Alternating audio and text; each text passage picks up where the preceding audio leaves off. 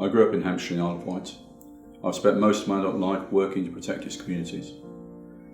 People across Hampshire and the Isle of Wight, in towns, cities and our rural areas, want the police to protect them and their families.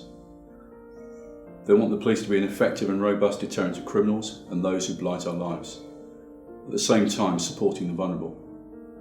I will ensure that police and their criminal justice partners stand up for decent people and confront those who threaten communities.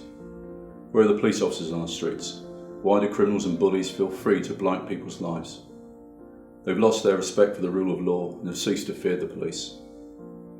Having worked for Hampshire Constabulary for over 31 years, I say it's now time for somebody with experience in policing at all levels, here and overseas, to listen to you. The time is right to bring the hammer down on criminals and bullies. Together we can do this.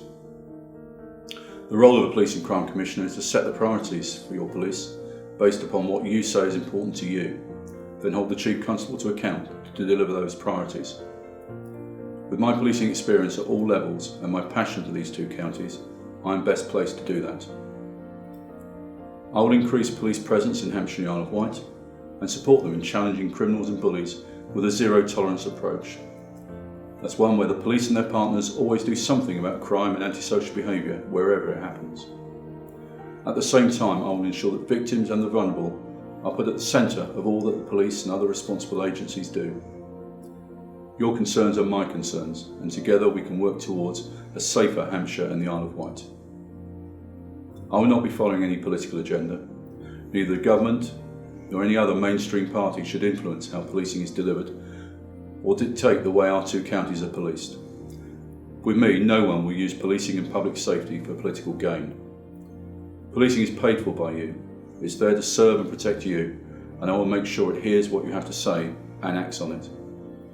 I will support police officers and staff because only if they are valued and supported will they be motivated to give you the best possible policing. But the police cannot do it alone.